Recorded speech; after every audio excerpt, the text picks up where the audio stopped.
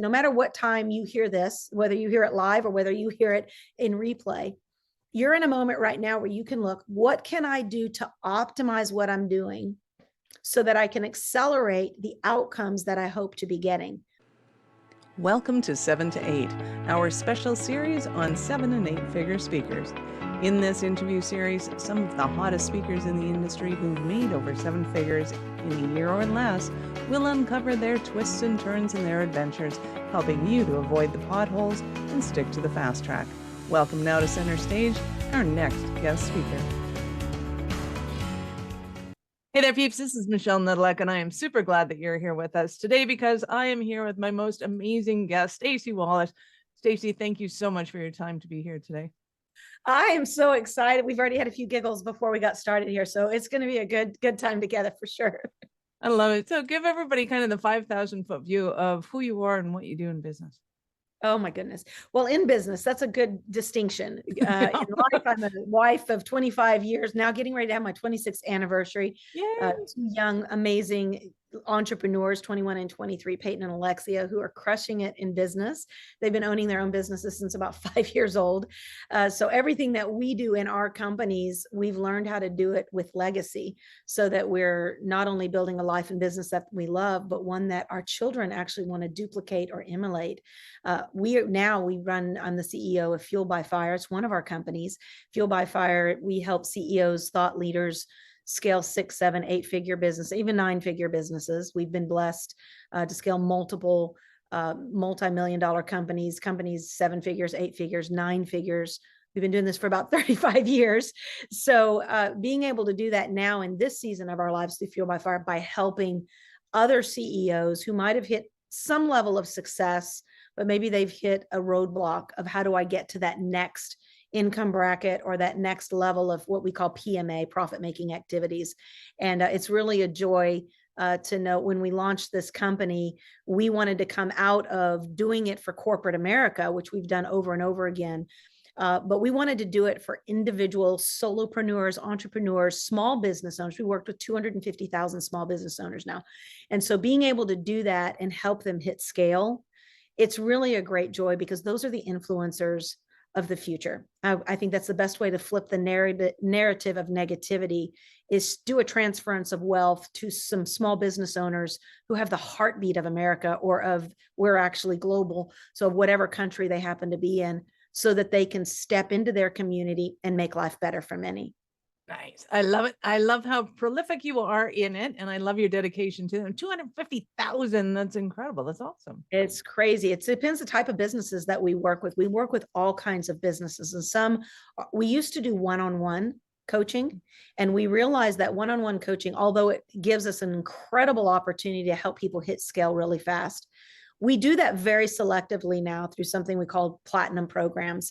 And that's where we really work and hone in at a high level with companies and we come on their board and, we're usually equity owners in that.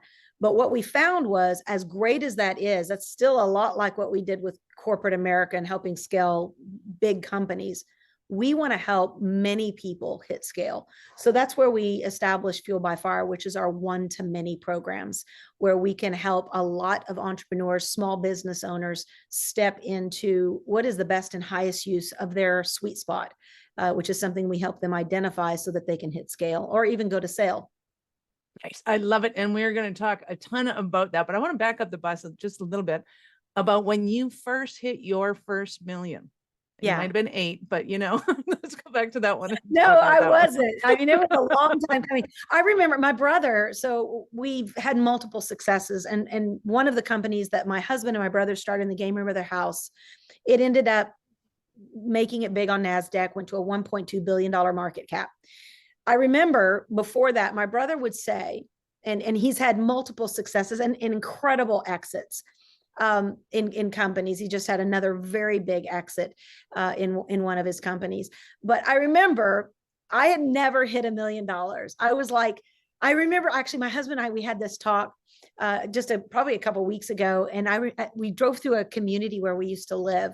And I said, do you remember when we lived in that house, we were dreaming of someday we want to make a 6-figure income. And he was working as a sales guy in a technology company. And I remember it seemed so far off to hit six figures. And I mean, we were struggling. We were young. We were just married, and we were thinking that is the big time, like $100,000 in 1 year. What would we do with that money? And how we dreamed at that level.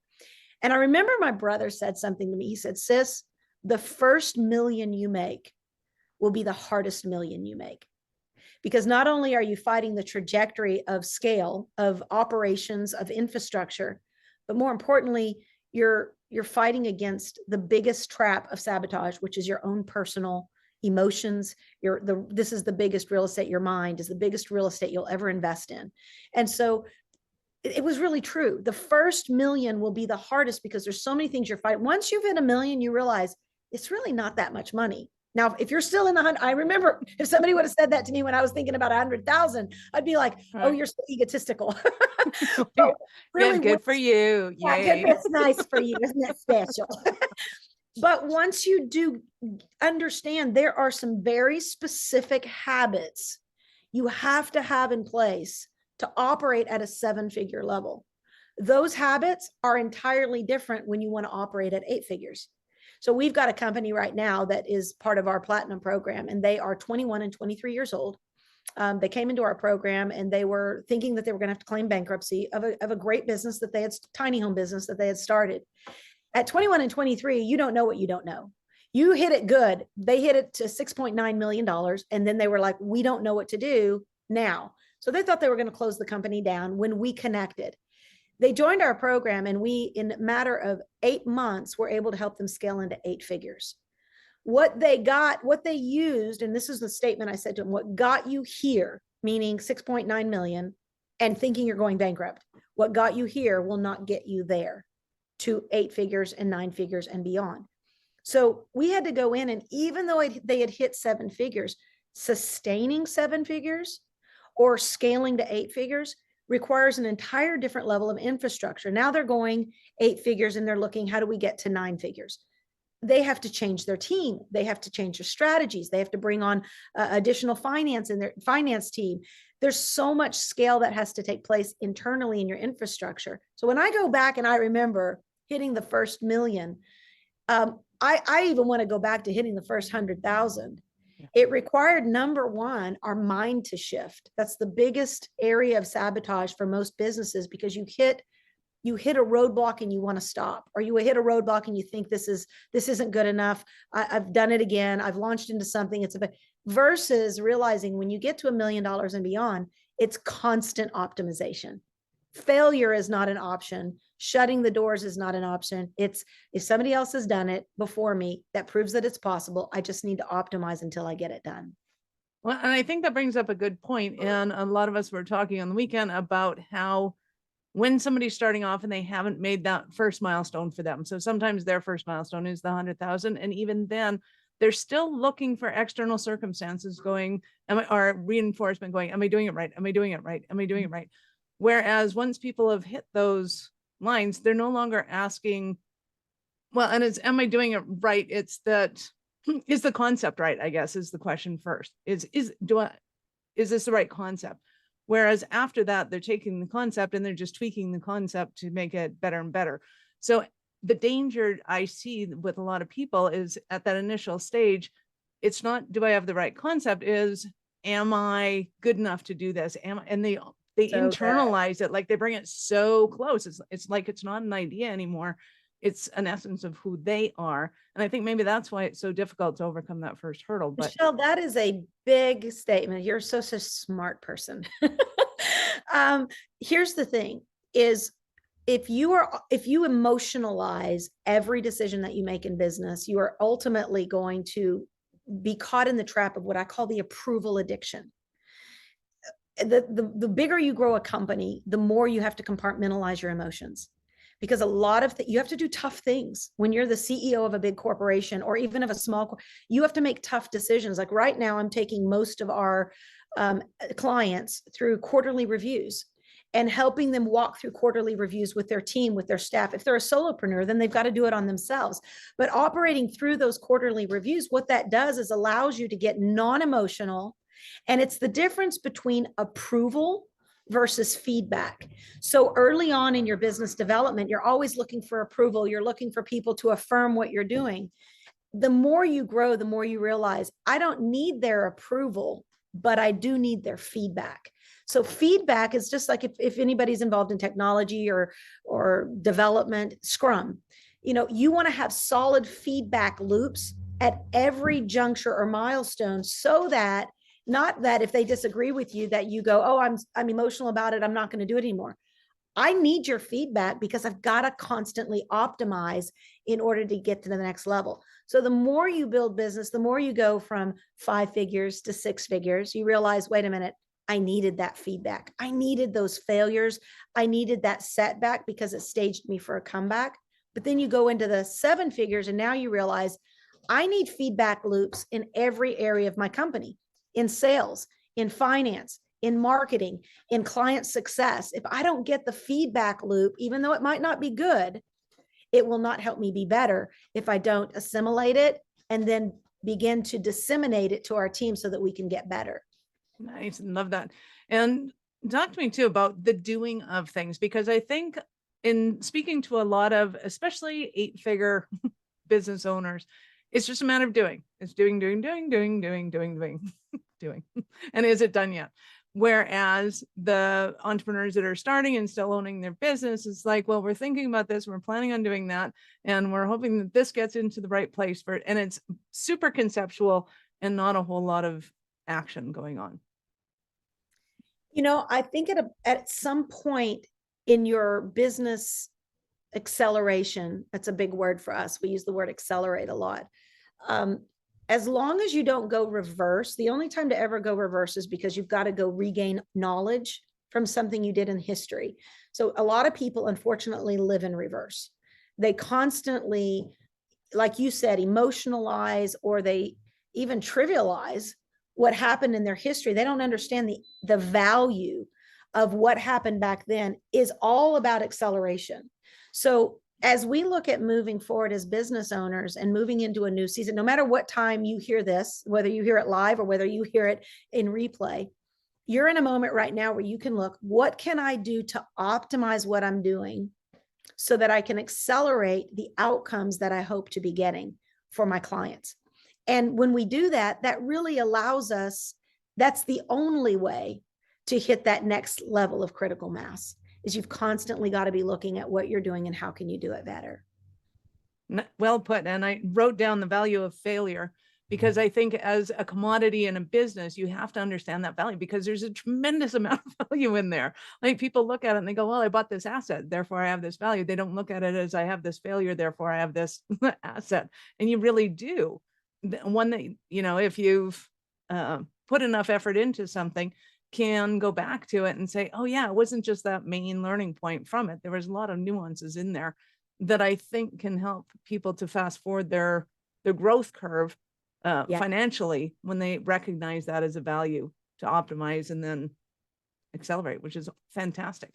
So we've talked about the money or the mindset and the amount of time it takes, but you were saying being able to go into your platinum program accelerates that growth. How fast have you seen some people go from kind of where they're at to where they want to be? I would say that would be a pretty quick one, especially when they're 21 and 23 years old. So those are 2 high school dropouts that they were chasing money, like a lot of 17-year-olds, 16-year-olds, 50-year-olds do. Yeah, they were just looking for a way to make a buck, right? And they were working cattle for their dad, and they were just tired of the dung.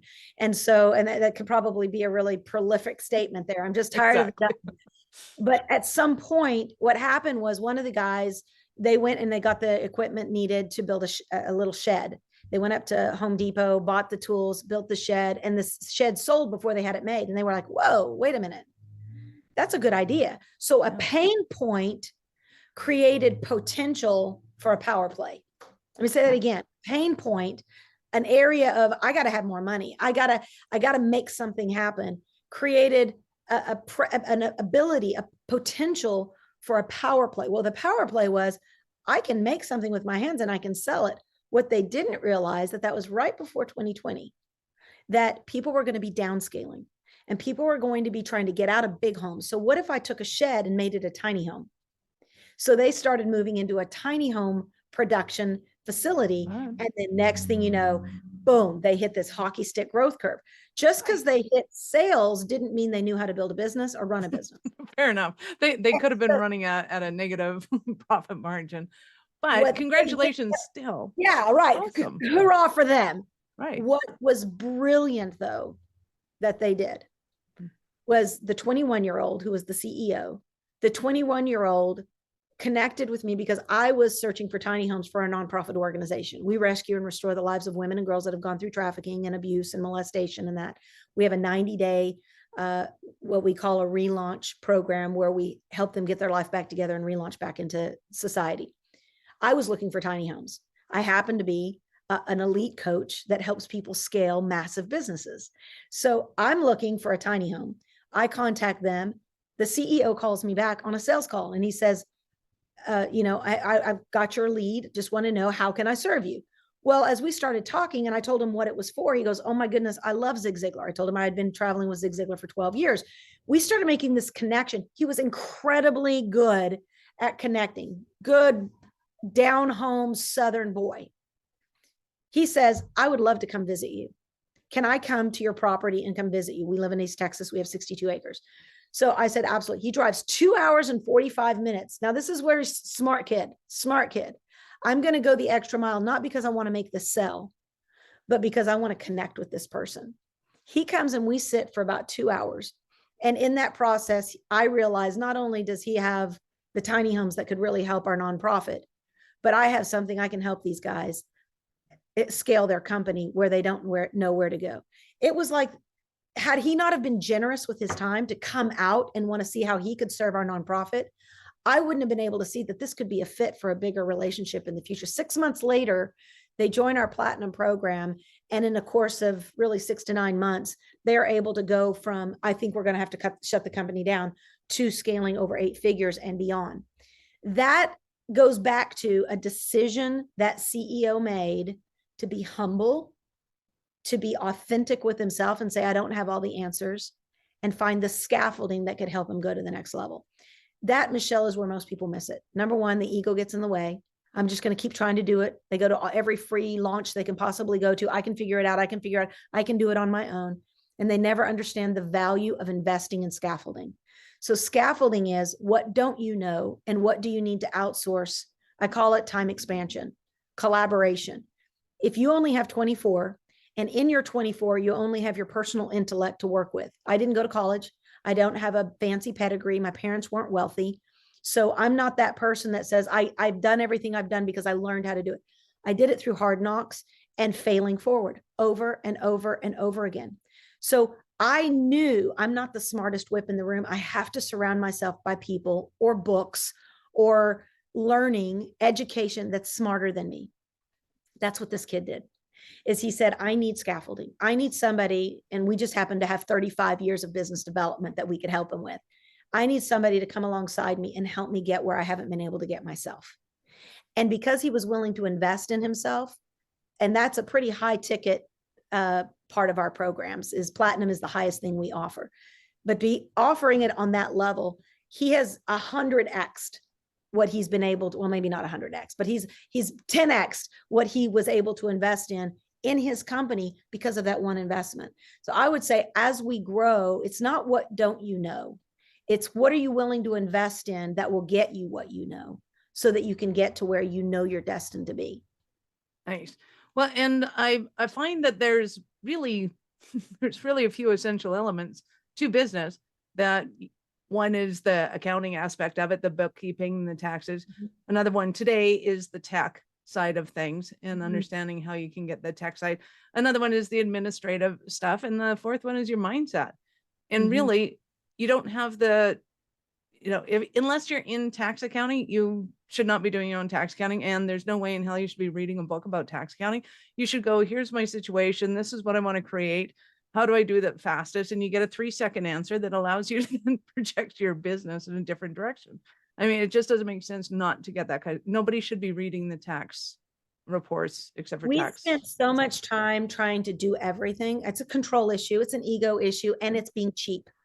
When we are cheap and we think, oh, well, I'll figure that out myself instead of hiring a professional. We take in scripture. So I'm a woman of faith. Most people that know me know that. In scripture, there was this guy named Moses, and he spent with these Israelites, this is the tribe he was leading, a company he was leading, 40 years going around the same mountain to do what was an 11-day trip.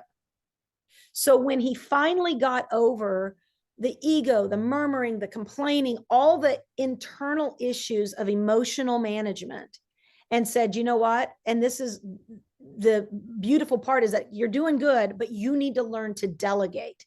Get over the murmuring and delegate. In other words, build scaffolding that will get you moving forward. When that took place, what was 40 years in the making, he did in 11 days. And so how do you accelerate your growth? If you've been doing the same thing over and over and over again, expecting different results, that's insanity. What can you invest in? So for taxes, for example, anybody that knows me, I'm very wide open. I have an incredible tax strategist. I think the best in the world. But I honestly fall asleep when he starts talking to me about 1,001 ways that you can, save on your taxes. The same is with other areas of business, that if you're not, like Facebook ads, people want to know, Staci, what should I do with this face? How should I do this with? I don't do my Facebook ads. I outsource that because there are people that are really, really good at it. It was the number one best financial progress decision we made when we stopped trying to do Facebook ads ourselves, when we hired a professional. Those Facebook ads in 1 month increased our profits by $100,000. Nice. Now that was the first month of launching a new business. Those Facebook ads, 95% of our clientele inside of Fuel by Fire comes from Facebook ads. Do I think that that's worth it? Was that a decision that's worth it? A multi-million-dollar company? You better believe it. So a lot of times we try, and for probably 10 years, my husband and I tried to figure out Facebook ads. We went to every summit, every Facebook ad. We went to all the online, we do this and you'll get and we didn't figure it out. And we were so frustrated. And when we did one little micro move, hire somebody that's good at that, changed everything. I love that.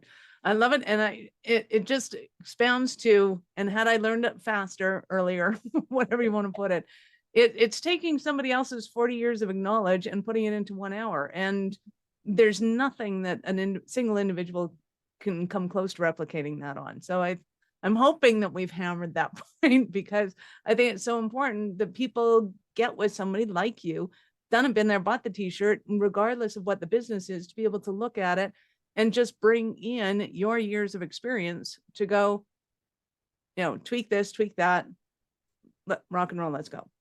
I think it's your confidence and your know-how that allows somebody that's not there to feel confident, because it's kind of like they're borrowing yours. It's like, well, you know what you're doing, so okay.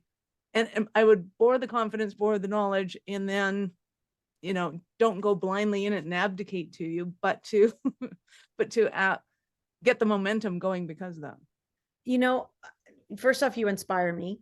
I just wrote something down here while you're talking that I'm going to apply. So we're right now optimizing all of our programs, because when we go through every year, we do quarterly reviews, obviously with not only with our staff, but internally. And then I, as a leader, as the CEO of this movement, I always look every quarter and I say, what can we do to expand upon what we've been doing and be more effective at doing it?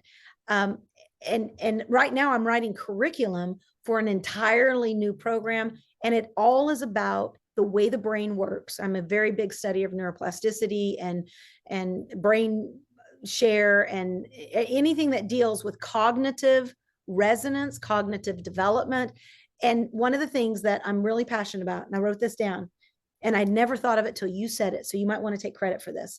So my husband and I, we are invested in timeshares. Yeah, right? So timeshares are basically where you buy into, and we've got like a timeshare, really, really nice one in Puerto Vallarta. I don't have to own the timeshare in order to be able to have 6 weeks out of the year. and experience the beauty of what's normally $14,000 a night. All I have to do is partner with the timeshare and I get access. I get to enjoy it as if it's my own, but I get access. That's what brain share is. Brain share is I identify somebody who has the knowledge. I don't have to go through the 35 years of business development to get the knowledge. Maybe I buy into it. Maybe I buy into a coaching program, or maybe I buy into some type of evergreen system or whatever it happens to be that somebody's running.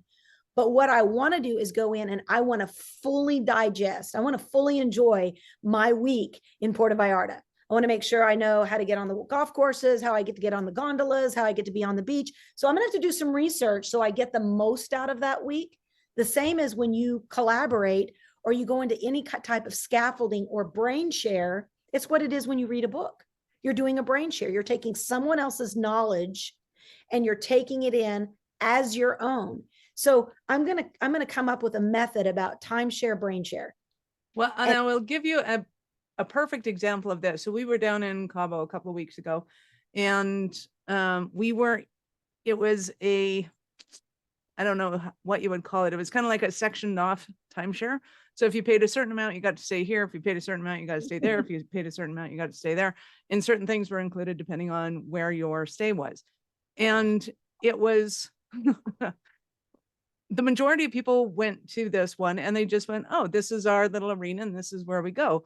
But then we talked to other people that had been there before and they're like, okay, you have to check out the restaurant on the hill because they have the best restaurant up there and you got to do this and you got the thing in town. And we're like, what are you talking about? And before we know it, there's like 8 people around us in on this conversation going, what did we buy? What do we have access to? Right. Right.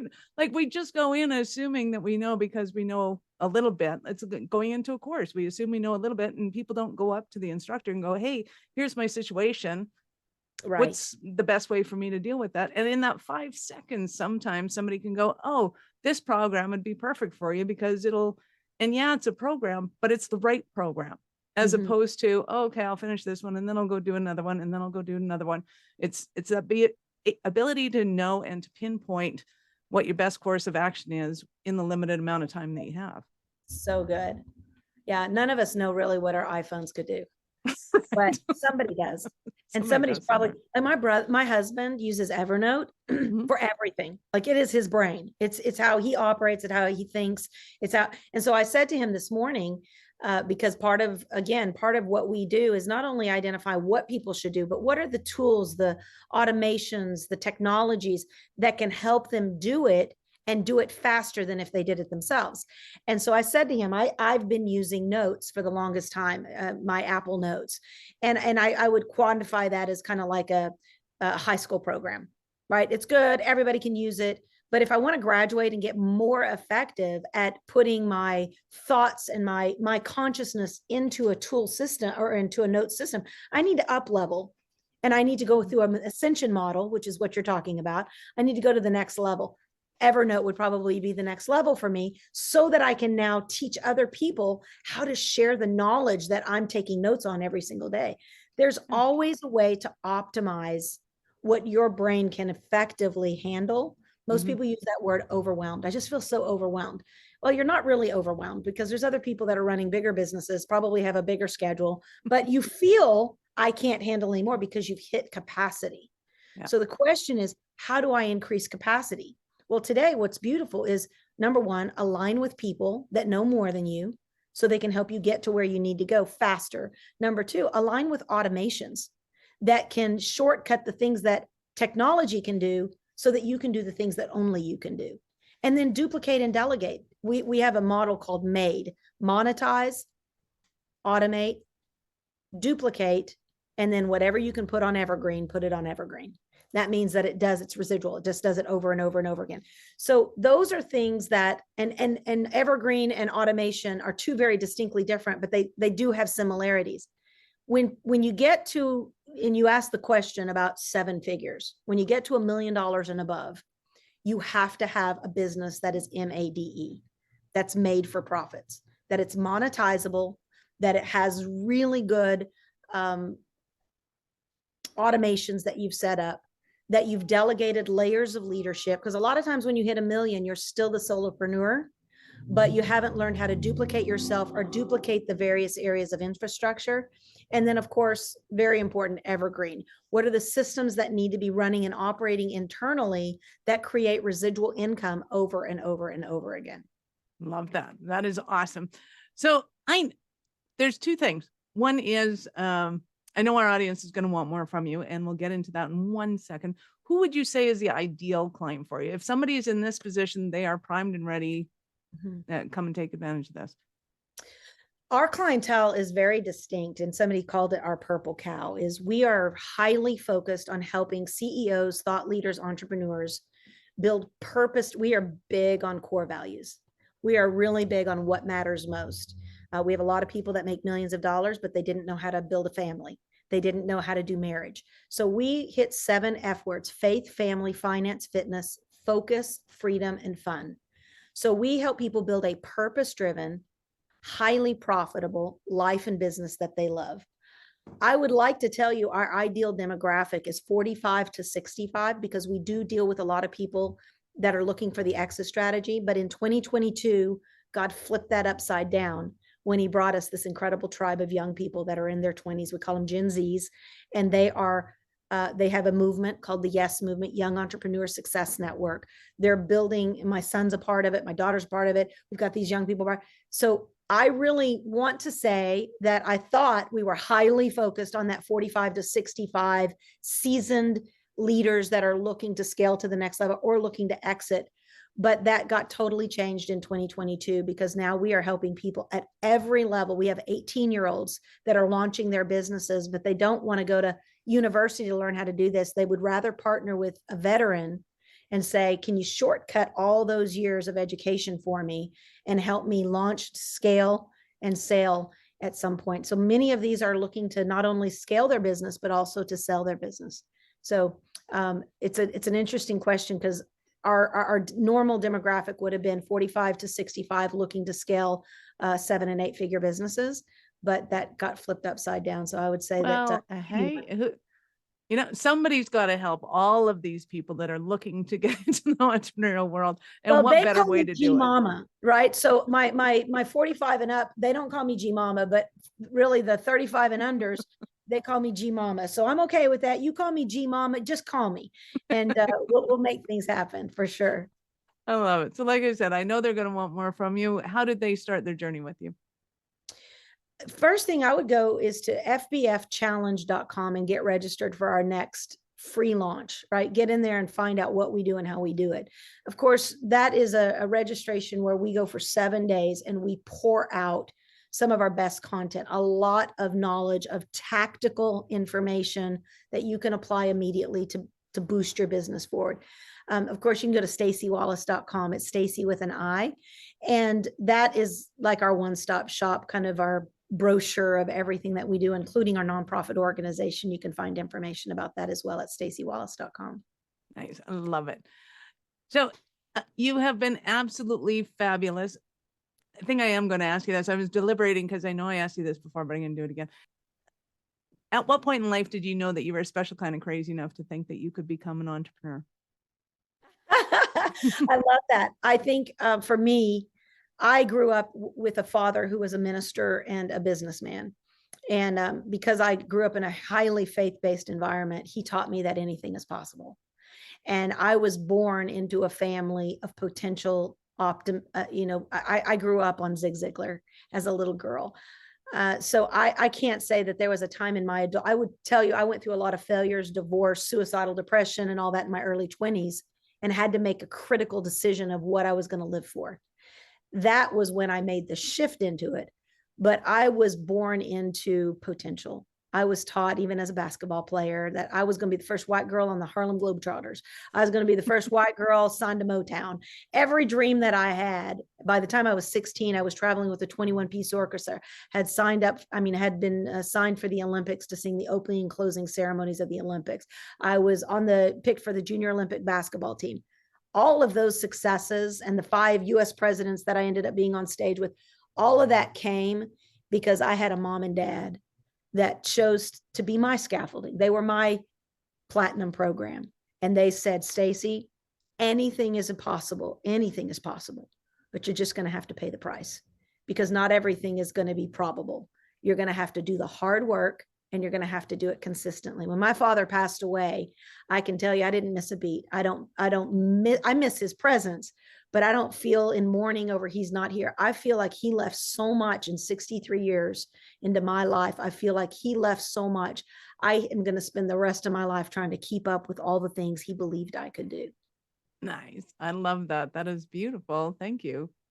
Awesome. So you have been absolutely fabulous. Thank you so much. Any last words for our peeps?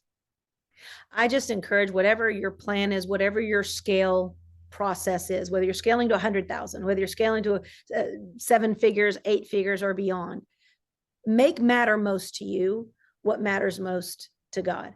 And I can tell you this, that God has a plan and a purpose for your life, your business, no matter what your business is, no matter what your background, even if you don't believe in God, he believes in you, that there is something that you can do on this planet, something that you were born to do, that's going to make life better for many.